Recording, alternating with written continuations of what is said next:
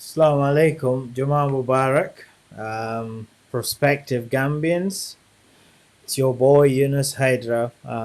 So it's been a while. My apologies. I've been very busy. I've not been able to come on as promised to do a discussion. But I've seen an important topic that is trending, so I wouldn't miss it to the world. So I made time to come and have my say on the topic, and that is to do with the WAEC results that was released yesterday. I see it's triggered a lot of disappointment, as I can read in the social media conversation regarding the abysmal performance by our students this year. I'm not surprised because I think this trend has been going on for a couple of years now. But I'm happy to see the public interest that is generated and the national conversation that we must have to tackle this problem, because this is unsustainable. It has to change for the better, because it's the future of our country that is being jeopardized. So, as you know, I set up this platform to facilitate an interaction with the Gambian people, Africans, or anybody who is interested to learn from one another and empower from one another, because I think this is crucial, because the decisions that we make collectively are what shapes our circumstances, and circumstances would shape our reality. So, as it is, the current reality that is prevailing in Gambia, it is unbearable, and it has to change. So, for that to change, we must first of all be informed and make informed choices, informed decisions, so that we are able to positively change our realities in that country. So this is the reason why. This is the motivation. This is the intent for me to set up this platform. I'm not saying other platforms are not doing just that, but I believe that I can complement their efforts and also have my say on these issues. So there's an important topic that is happening, which is education for our country. I'm passionate and I'm very strong advocate for education in that country. That's why when the commission, Constitutional Review Commission was set up and they were doing their public consultation, the only recommendation that I gave them was to have a mandatory high school education for all Gambians. That every Gambian should have a high school education at least. Every Gambian, especially the women, should have high school education. Because I believe as boys, as men, we are naturally inclined to impress our women. So women sets the standards in any society. If a woman is empowered, a woman is independent and informed, they will set better standards and expectations for us men, and we'll have no option, no choice but to measure up to those expectations. So about the high school education, high school education is extremely important because I believe it provides us with life skills that whatever endeavor that you pursue in the future, it will serve you well in that pursuit. Whatever you want to go into in the future, you can decide to go into higher education, gain a degree, and get a particular trade and job, or you can go into fishing, music, whatever you want to do, because like the Canadian Prime Minister once said in my graduation, there is nothing like the right path. Well, there is a right path, I would say, but what he emphasized was your path is what is important. What you want to do, whatever you want to do it with your heart, do it with your all, and you will succeed in that. So high school education would provide you with basic life skills. Um, Personal administration is one of the skills that you would get, which is to do with personal organization, setting yourself personal goals, development, timekeeping, and you get skills for your ability to comprehend information, your ability to read and communicate in a particular language effectively, the ability to read data, analyze data, interpret data. Because whatever you do, data will be one key aspect that would inform the trajectory, or because whatever you do, you want to save resources. So if in order to save resources, you have to and not only to save resources but to maximize impact. So data will what will be the one to help you do that. So these are important life skills that are important for anybody to be able to achieve, and this is why I'm so passionate about education. So about what happened, I tried to understand what exactly went wrong for us. I know there are many suggestions online and these places. I woke up at 5 o'clock this morning and I couldn't go back to sleep. So I decided to sit and think. And I read a little about the information that is out there, but it's crazy though. Why it does not have any information regarding this exam on their website. I would have loved to see a report on there where they break down some of these things between countries, between gender, age groups, and all these things. Let's see the performance in different aspects. But I couldn't find it. But so what I did was to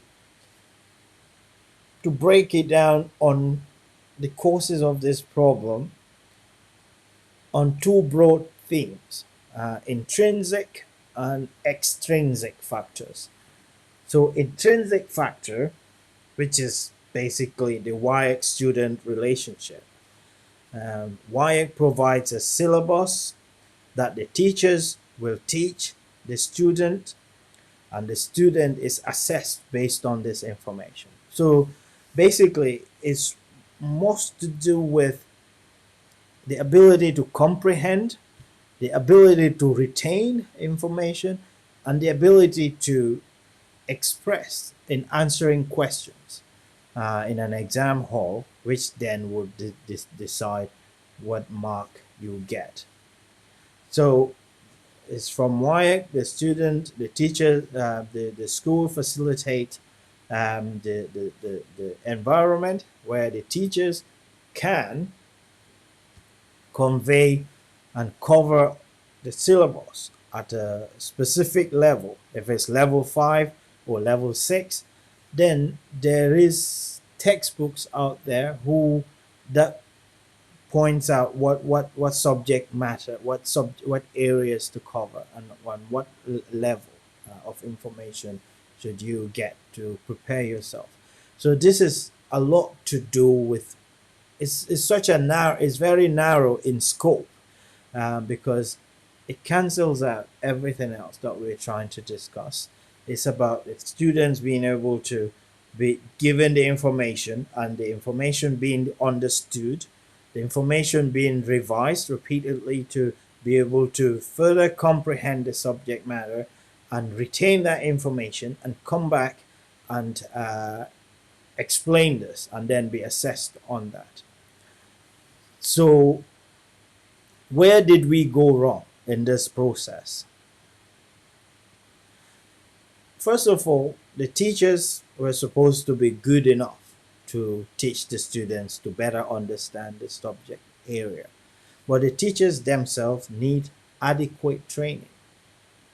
Um, our Gambia College, that's where the teachers are trained, is not the teaching there is not as it used to be. At least before, we used to see that these things were incentivized, where teachers will be given stipends, accommodations, and training for them to be able to have the skills and knowledge that they would then go and teach the people properly. But now it's not like that. Teaching is a field generally not seen as, I won't say sexy, but nobody would aspire to say, okay, I want to, when I grow up, I want to be a teacher.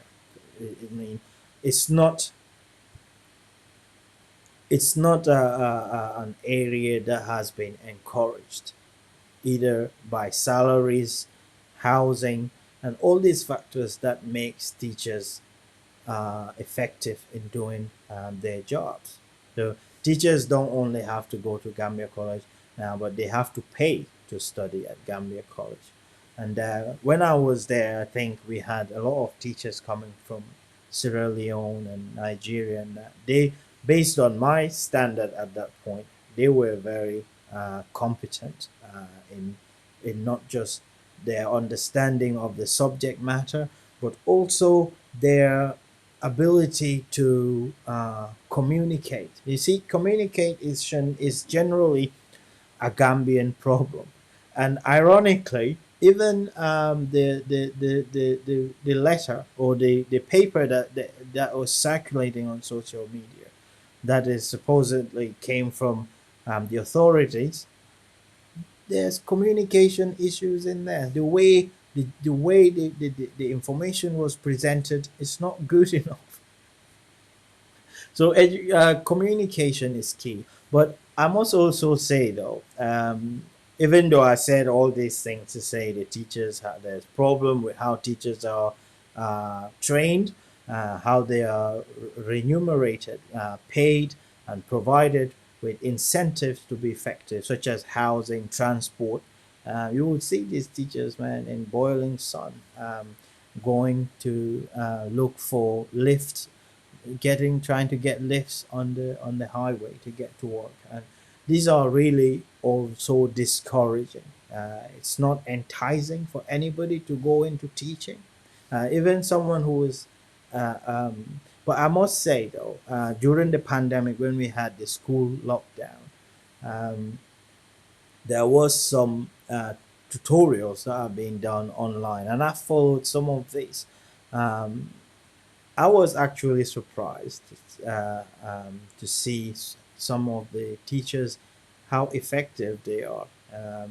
I've watched some physics class where I've seen the information that's being conveyed, and how the teacher was able to physics is a complex subject, but how the teacher was being able to simplify some of the concepts and explaining it to the students, that was remarkable. I can't remember the teacher's name. So that is just the one example. We don't know what, I don't know what school is that, whether that's like a private school or some of the urban high schools, because we don't even go into the rural areas, where the problem is even worse, because the teachers, they would need to be paid more so that they can relocate into that area and provide it with high housing and stuff. um, Also the teacher student ratio, that's also an important factor. So I think that is still uh, um, large, because the smaller that ratio is, the better the facilitation and the teaching experience. But the Gambia, things are being provided, created in mass. What I mean with that is, quality is not that important, as long as you have big classrooms. Anybody comes in, if the classrooms are full, some people can stand at the window and follow the tutorial, or some classes can take place under the tree, and it's not the most desirable situation to learn effectively. So the teacher-student ratio has to be also factored in and reduced to, I would say, maybe one teacher to a student, to 20 students. I think that would be reasonable.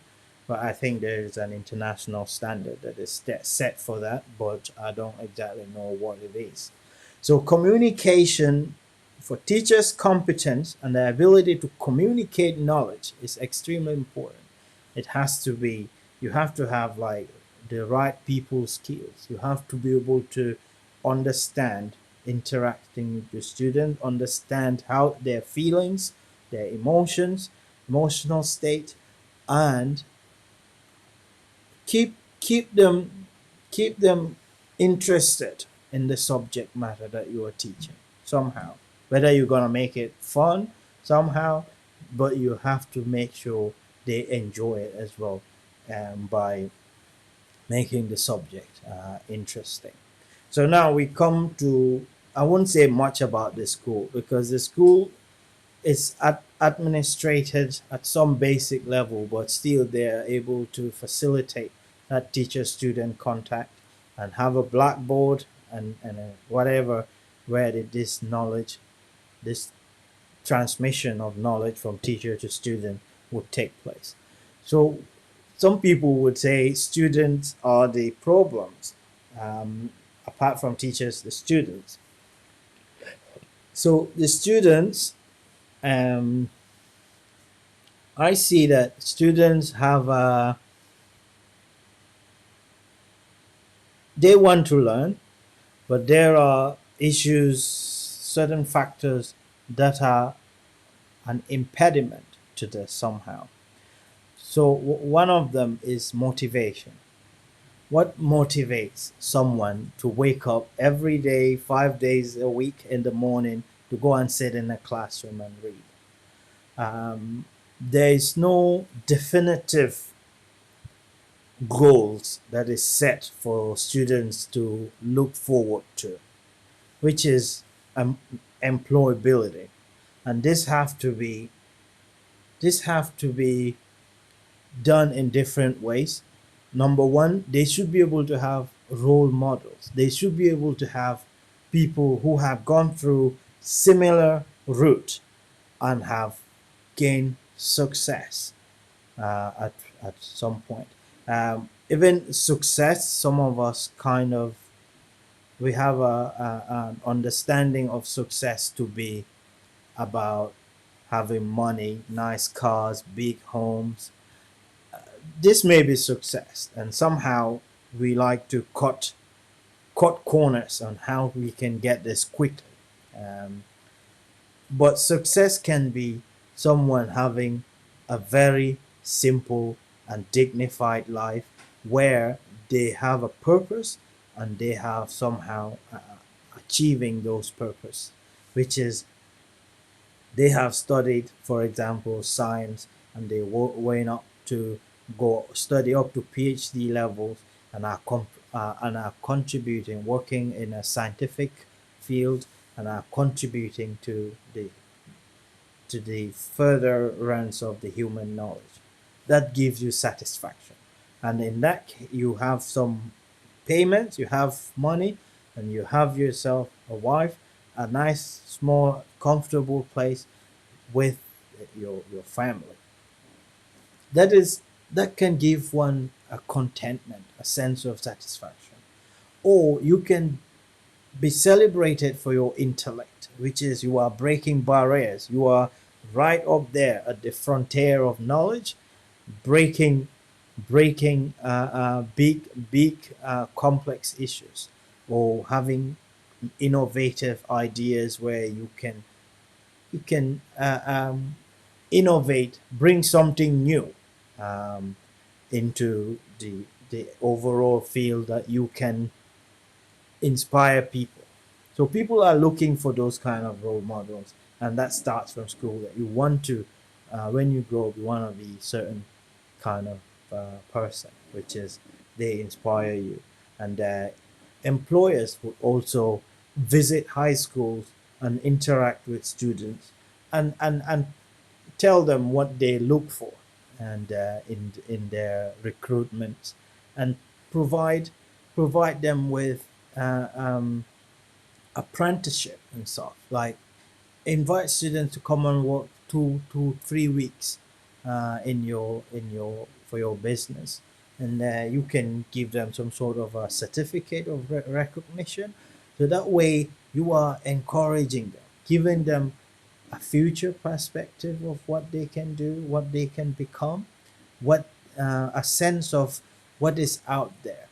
But for these students, as far as I'm concerned, that is bleak to them, especially when they see that there's another alternative, which is you can drop out of school, you can go to the beach, and maybe meet someone who will take you to Europe, or you can quit school, go on the streets, sell drugs, make quick money, and have that success that we define as having all the nice cars, having the nice houses, and that people then will look up to and admire you, or be a politician where you can, all you need to do is just be a byfile to a president, and they can maybe give you a position where you will be able to make quick money from the back of the public purse.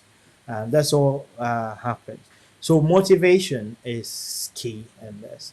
The students having a sense of direction, having goals to work towards. Um, I think if this is absent, the motivation factor would be reduced to just minor competition between them and their fellow students. Oh, I want to be the first. I want to beat you in this. Uh, and there's no much interest into teaching, into um, going home, making sure your notes are up to date, and studying your notes, revising your notes, understanding the subject matter properly, and preparing yourself adequately for exams. Another factor is distraction that are discussed.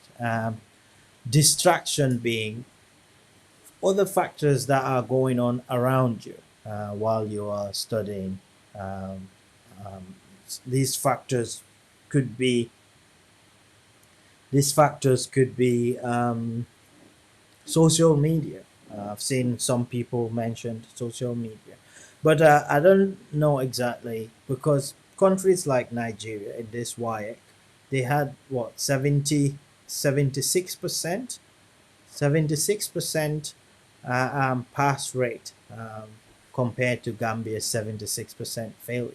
And Nigerians are equally or perhaps more involved in social media than Gambians. But social media, I would not discount the fact that social media contributes to it, and social media is a part of the distraction that I believed played a part. Distraction, uh, um, social media is a tool, very important, a very effective, depending on how you use it. You can use social media to for negative impact on your goals, or you can use social media effectively to propagate and achieve your goals. And we I believe before at my university we had social media sites, Facebook groups where we do some good discussions on subject matters. We go through past papers, past exam questions. You look at it. If you can understand one of them, you post it there. Someone will comment and you discuss. That was extremely effective. I don't know if we were able to use social media like that to achieve that. But another distraction would be peer influence, which is our how we influence each other, like friends, whether it will be about partying, whether it's about going after girls, chasing girls as we call it, or drugs, substance abuse, alcohol abuse. All these things are extremely prevalent in Gambia, and we will not deny that it's not even it's kind of increasing in magnitude. The problem of substance abuse, alcohol abuse, and all these things that affect our people. So, okay, another thing is noise. I don't like noise. Anyone who you asked about, I don't like noise. I like, and noise, we seem to ignore it, but noise has an impact. Like in the UK, they have a special unit in the police to do with noise control. If you are noisy neighbors, you can call the police and they will come, because it's a source of external stress that you don't need. And stress, whether you know, sometimes your body is, physiologically your body is dealing with stress all the time and you don't know. Because I think for us Gambians, we are used to noise, because noise is not controlled. That's why you would notice when you come to places like UK, and you on amongst yourself or on the phone, you'll see that we are usually louder than the other people. You can think that you are speaking to the other person normally, but you will see other people looking at you that you are disturbing them with your tone of voice, because noise is not controlled. Um, Gambia, when you tell me in Africa, like describe that country in one word, I will say entropic. Entropic is, by definition, is the a measure of the level of disorder within a system. And Gambia, you say nothing is predictable, nothing is orderly, organized. Everything just happens randomly, like everything, like spontaneous. So, but we need to have quiet places like libraries, and there's no libraries in Gambia. We used to have a library, but the state, I would not call it a library anymore, because it's not at the same state as it is now. So you need to have a quiet environment where you can focus, turn your phone away, focus, give yourself solid 2 hours of studies, go through the materials, and do extra reading on the subject matter. And this is what one problem that I would say affects our, not just education system, but it goes on to affect our the use of knowledge in the future. That is, we have a very oppressive way of learning, which is we have we have a syllabus, a textbook written, and all you do is to memorize it. You memorize what you learn and regurgitate on the exam script. That is what is expected of you. You just cram it all and repeat it to them. And this is a oppressive way of learning, because you are not being able to think for yourself. You are not able to think critically and put the knowledge that they are telling you into wider context. And this comes with the lack of resources that we have in our schools. Schools should have libraries that is equipped with computers, where people can sit and browse the journals. There is tons of information online from different perspectives, from different spectrum of conversation. If you are learning what you are learning, you can go and read more about it. Then you see the counter arguments, other side of the argument, then you can make an informed decision. Sometimes there is no such thing as the absolute truth, and that's what we make it believe. And I see this issue, like people can dismiss an entire notion simply because it is not absolute. There are small bits of arguments or evidence that informs to the contrary of the main issue. So, and I've seen many of our people in our debates online, you can tell this issue is directly linked to the problem that I'm trying to add. But sometimes you just have to weigh things. Like I personally, the way I do my thing is I weigh things like what is the greater strength of evidence. This is true.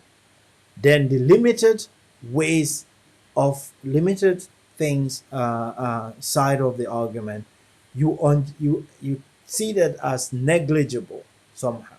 But sometimes these are only relevant for the short term, but in the long term, it's not relevant. So you have to be able to assess things. You have to be able to weigh things, and then either go for the one side of it while you are trying to provide mitigating circumstances to allay some of the negative side of it. So that way, when you can make decisions like that. I don't know if I've explained this properly, but this problem I've seen very prevalent in Gambia, and I believe it kind of have something to do with our education system, because it cannot be either or. No, sometimes you cannot get those choices, especially in such complex situations. You cannot have either or. So this have to be absolutely true. If it's not absolutely true, then it has to be dismissed. Then we have to go with that. No, you see the better options of it. Okay, this is the much better option. Let's go for that. This one, let's try and provide mitigation circumstances. Whether the first one goes wrong or not, we can minimize the risk that way. So having to have access to knowledge will provide us with ability to think critically and reason critically. Because let's face it, man, this world is such a crazy place. What we want understanding of causality. We want understanding of the relationship of cause and effect. The effect is the manifestation that we see, but every manifestation is caused by something. So we have to be able to understand the causes. In that way, we can manage, or at least plan for a desired manifestation, which is the effect. Also, we want to have some sense of control, predictability, which is this world. There is a lot of things happening that are beyond our mind to comprehend, and that create some such anxiety for the public that it's a scary world, you know what I mean. So having to at least have certain things predictable gives you that it allays that anxiety, lowers the stress level, and ensures your an internal peace. We get that from the religion side of the story, right? The religion would tell you that there are someone there who is extremely competent, who is looking out for you, who will help you, who will guide you, who will protect you, and that is a good thing. um, but some people who don't believe those kind of things, that's why depression is such a high is very high and prevalent within atheists, because they believe that things have to the anxiety based on the unpredictable nature of life. But when you're able to predict things, you study the causes of things, then you can manipulate things for a better outcome. Like no, scientists will study the human body and see how certain things work, and when you are sick, they can correct that, to make sure that thing works properly, and that way you feel better. So that is what it is. We have to provide our students with adequate resources to function properly as students at school.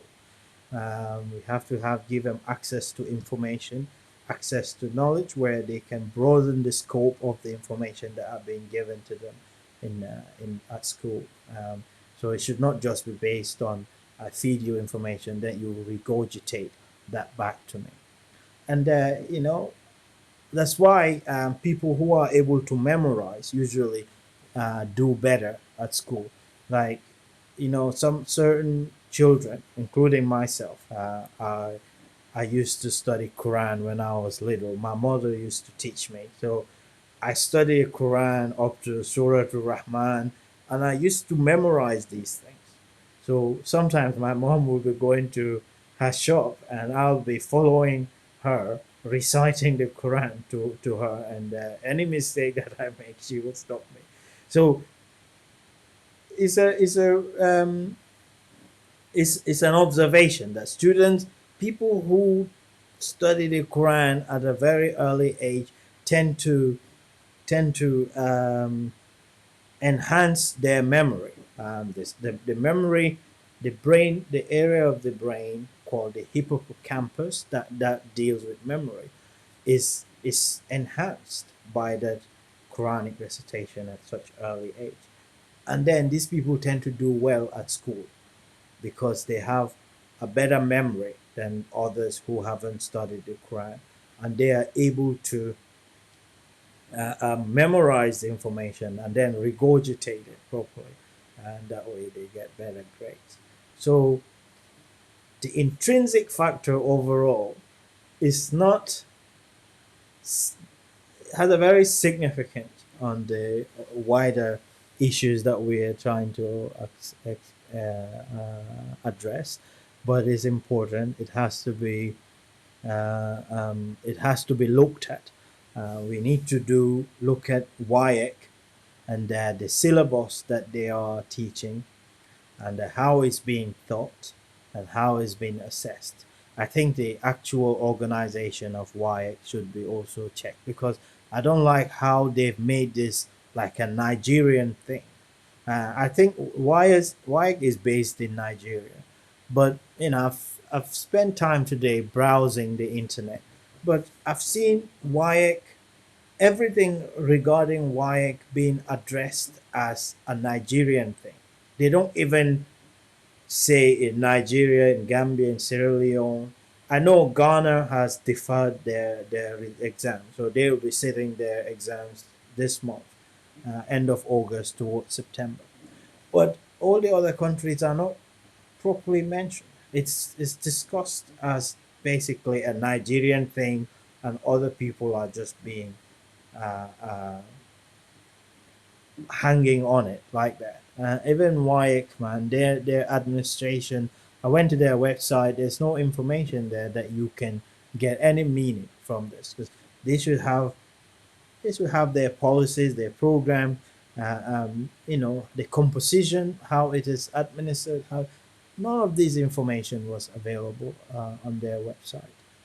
So I think if I have any choice, this is something that I have to also look at. Um, so we go on to the extrinsic factors that I've mentioned. Um, this one will be quick because I think the video is getting long now. I'll just make it quick. So what are the extrinsic factors? I believe the extrinsic factors are factors that are outside the academic circles. The factors that will be, they are not directly related, but they are influencing the academic outcome. So the first one is poverty. Ah, poverty. Warrior. Warrior is at the bottom of every problem. It's at the root of every problem in that country is poverty. People, parents not being able to provide basic necessities for their children, like sometimes even food. We have children going to bed hungry in that country. We have children not having exercise books, not well dressed, not well fed. The teachers the same, having problems, marital problems, having their wives there, not having their pants, and coming to school, having a paycheck that's not even enough to pay for their rent, or to give them one fancy meal at a fancy restaurant. So this is a bottom. It's at the bottom of everything. But then poverty can also be reversed by having quality education with good graduates with good graduate prospect. So the two are kind of interlinked, and the level of poverty that is prevalent in the school in the country affects affects the quality of education, and then the poor quality of education also goes on to perpetuate that poverty. So poor quality of education, teenage pregnancy, and having leading to all these kind of issues that affect people's ability to do well in life, access to opportunity.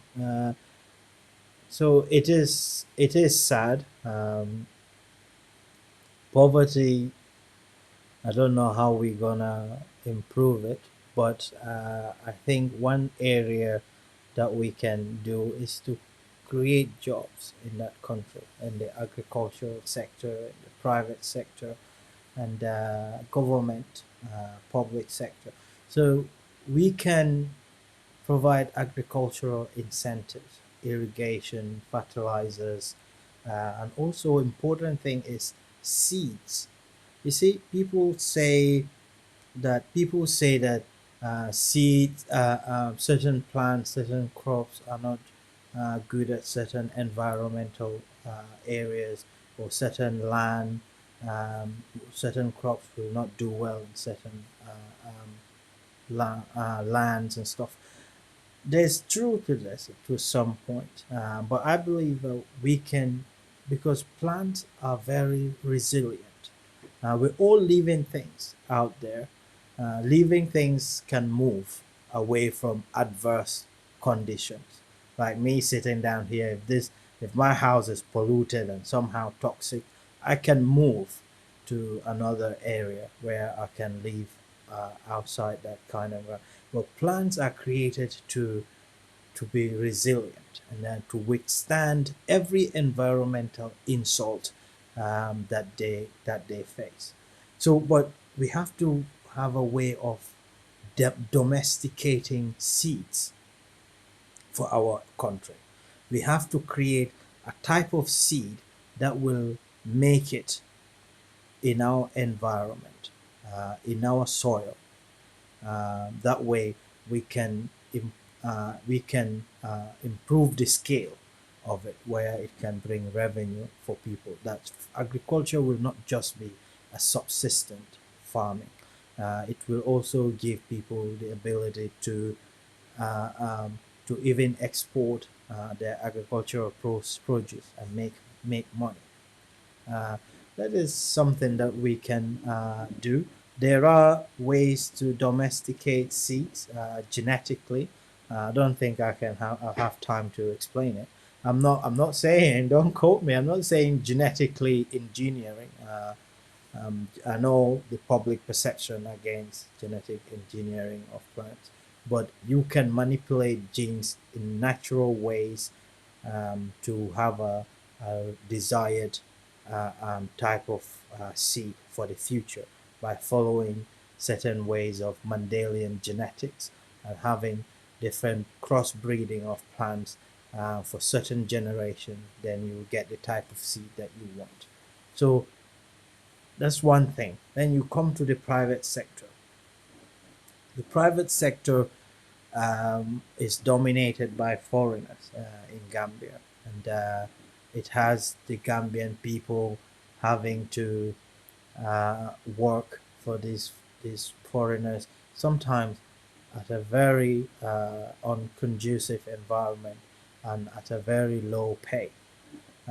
So the government can look into having a minimum wage, a living wage for that people, in ways that it won't discourage private sector, uh, um, you know, profit. It won't discourage investment, but it can also have a moral principle that you cannot use human beings to maximize profit. You have to give them their share of the profit by providing them a conducive working environment, a better welfare for them, and a pay and a decent pay. This cannot be overemphasized. The people are really struggling in that country, and it's sad. But we are somehow enabling that because we like the foreigners. We would rather do business with foreign people rather than ourselves. Because our people, Gambians, we like to box, frame people in a certain way. And then we framed ourselves and we also framed foreigners. We, we framed ourselves generally as people who are dishonest, who don't do what they say, who believe in mediocrity, they don't look for excellence. Um, and to some extent, you don't want to empower your fellow citizen in the sense that if you do business with them and they become rich, they'll either come against your political interests or they can even do stupid things like taking your girlfriend from you. These are all the things that I think this is an area that would take another 4 hours conversation, so I'm not gonna go too much into it. But I believe the private sector, we should look at the pandemic. With the pandemic, and the overall private sector in Gambia was only able to raise 20 million to help government in this response to the COVID, because the private sector is all foreigners and they are taking their money to their own countries. Look at Senegal. Senegal, one individual would donate that much money to the government for their COVID response. So it's up to us the way we do things.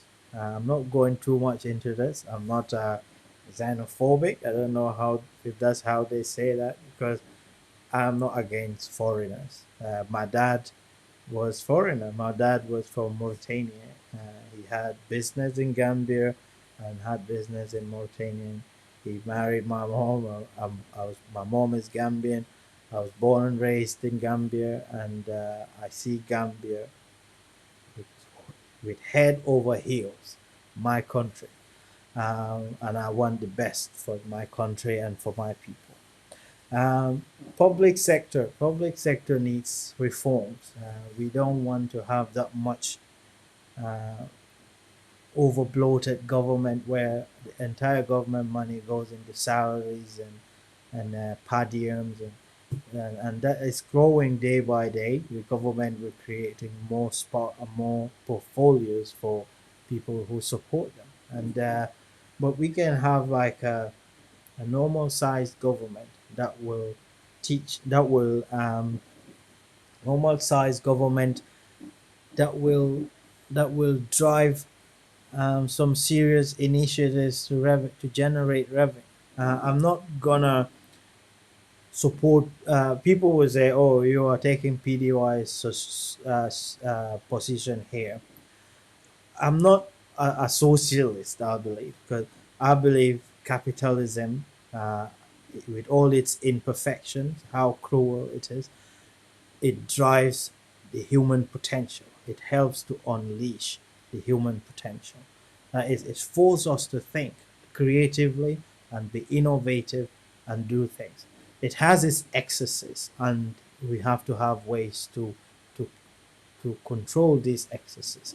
But we should also have a socialist section of our thing that will provide healthcare for everybody, that will provide quality education for everybody.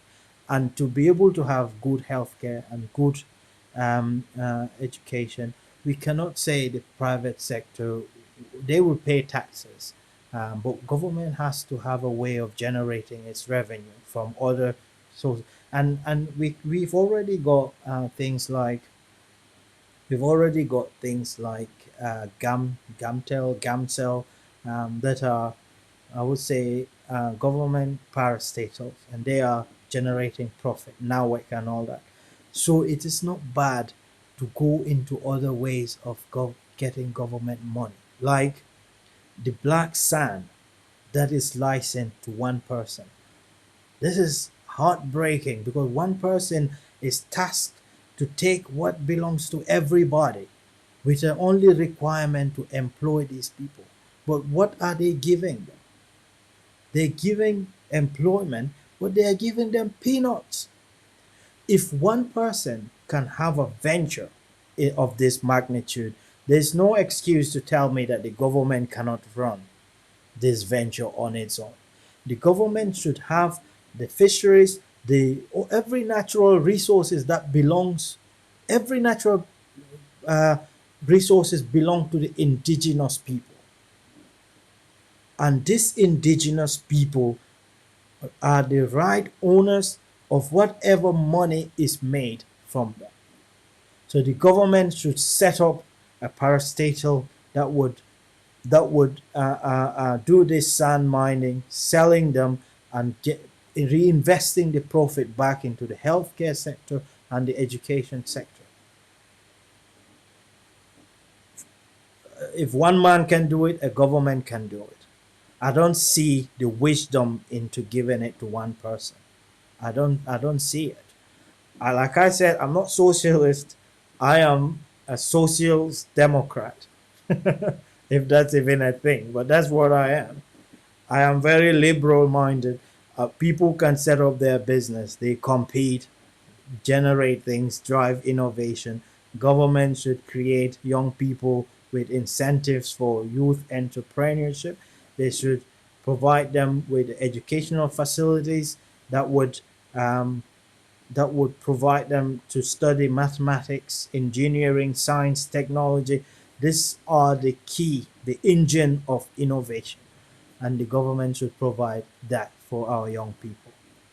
And the way to go government to do that, they have to have extra money, not money from taxes. And we have to look how we can get out of this debt ridden way of development, because we can never develop uh, being hanged to IEC and being beggars to no IMF and all this international. Whatever money we get from them should be used to help us not to need them again, which is to invest into something where it will generate more revenue for the future.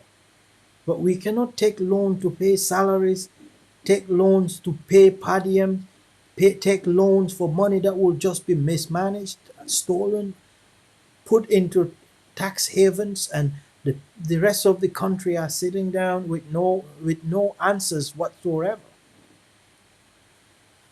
And it comes down to us as well, like accountability. And this is issue with education. For me, education, one fundamental thing that it does to the human mind, it uplifts your ability to think into more important issues, because we major into minor and we minor into major.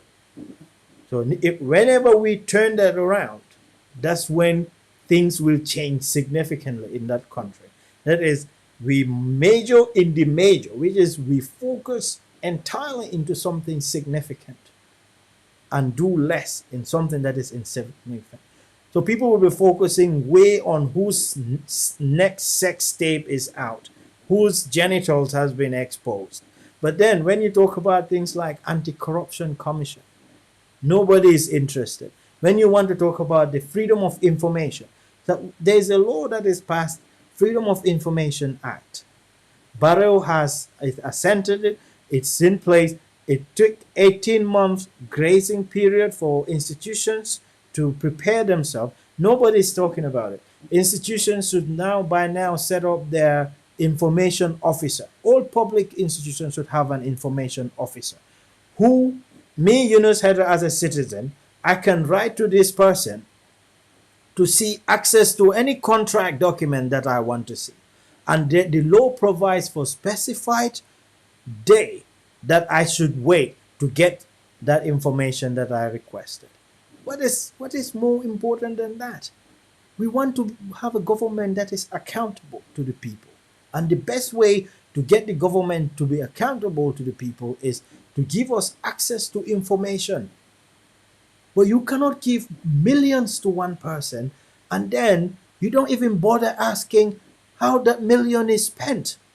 You don't critically analyze where every penny of that money has gone through.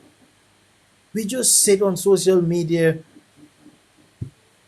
Whenever things happen, we talk about it and then we forget it. But that is not helping us because we go back into our situation of poverty. But then again, the people, the government who are stealing from you, are getting their future, the future of their children secured because they are stealing money and putting them in tax havens. That is inheritance for their children. Their children are going into private hospitals overseas. Their children are going to private schools. Barrow's son is studying in Seattle. If your education system is not good enough for your government's children, then it's not good enough for you. But what do we do about it? We ignore it. We elect people to be in offices rather than holding their feet to fire and hold them to their priorities. We end up becoming apologists to them. Namaste, namaste. Jump high, high. Nke muta, nke batu. Billahi wallahi. Nke batu. Iba mola bagasol tal. Iba mola kodo sunyal. We can change it, but we have to be serious. Okay, I'm not gonna get your mind too much into this. And another extrinsic factor that I probably would like to spend a minute or two on, issues like on unemployment. I talked about that. But then one important issue that I'll say before I go is early child education. Children at the age of 1 to 5, and this is where the child's mind has to be shaped, because at this point the child's mind is very versatile. It's adaptable, it's malleable, it's shapeable, whatever. It is that point that they have to be taught into something. They have to have certain challenges set out for them, goals, this kind of thing, because we grow up in a very unstimulating environment, environment that is characterized by boredom, in a sense. Like in the mall, I don't even have toys. We nkatara motosim boring dolalom, or if we can have nature, these are good. They're happy times. They're interesting. But then the current paradigm has changed with globalization, with demands being made. Because we can discuss about the education and stuff, but education in the West at least is being shaped by employers. Employers will consult with universities and all this to tell them what kind of skill set that they are looking for, what kind of information that they want people to be taught based on what they would pay for eventually. And this goes both ways. Universities will get feedback from employers about certain individuals that they've hired that graduated from this university, and they will learn exactly what the environment employers are looking for. And in this globalized world, I know some of you conservative-minded folks, you want to stay on the way back things, cling on to certain things, but uh, we cannot stop global integration. As long as internet has no boundaries, internet doesn't know what country it is, people are bound together and they have to live together and they have to work together. And this will mean having certain compromises in certain beliefs and things like that, so that you can fit and progress. And we can I forgot what I was gonna say there about that. Uh,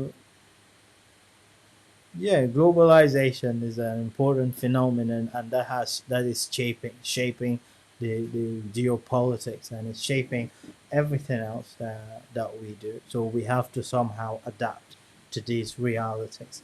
And the the final one, the early child education, is important. The children has to have at this age, they have to have good nutrition. They have to have enough minerals, enough vitamins in their meal, good source of protein, so that their brain development can be enhanced.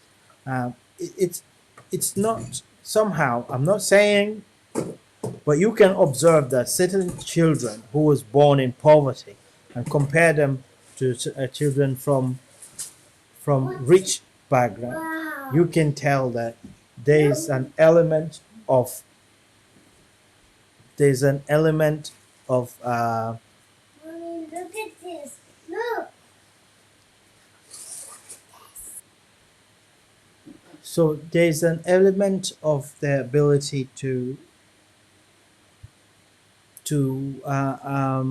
learn quickly, understand things quickly, and that's also always has to do with environment, where we come from, what background, and this is largely attributable to things like the environment, what they have access to in terms of toys, playing, and food and nutrition. And so we don't generally have that. And schools should always try to provide children with this, with at least not. I don't think they can have food now. They can't afford it, but sometimes things like vitamin supplements.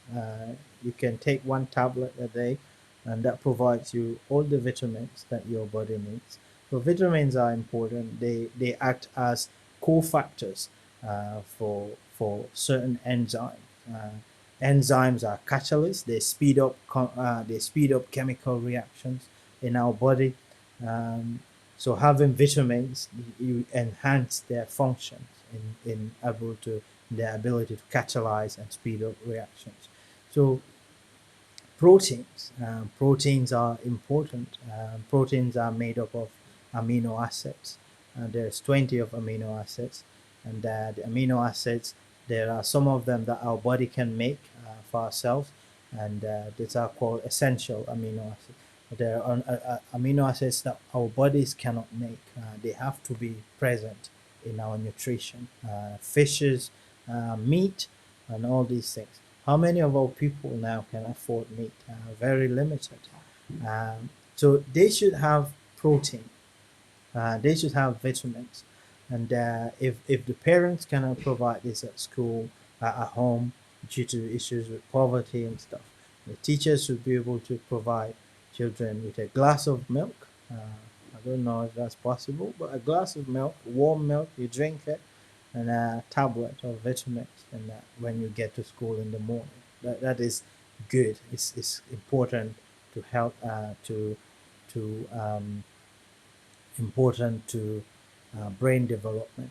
Also, this is the time of the child's life to provide them with curiosity, make them curious, to think critically and curiously, and that way they can question things, and when they go into school, they will be able to build onto that things. You set up challenges for them, certain kind of challenges for them. You reward them when they do well.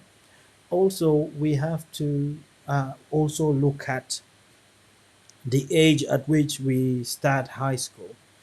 We start high school at 8 years old. Well, primary school, primary one, at 8.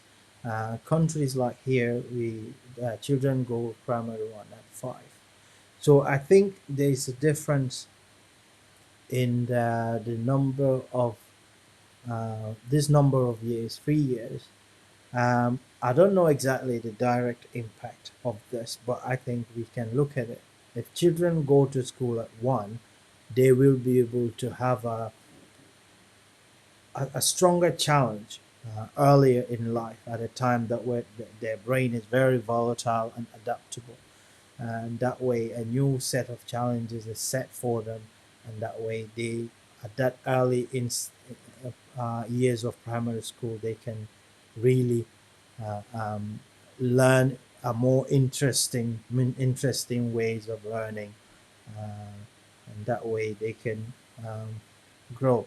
But I'm not too sure about this one, but I think it's worth looking into. So I think that's all I want to say in this discussion. I will come back when other issues arise and have a discussion about it. Allah baraka bake. Thank you very much for your time. Have a great day. Juma Mubarak.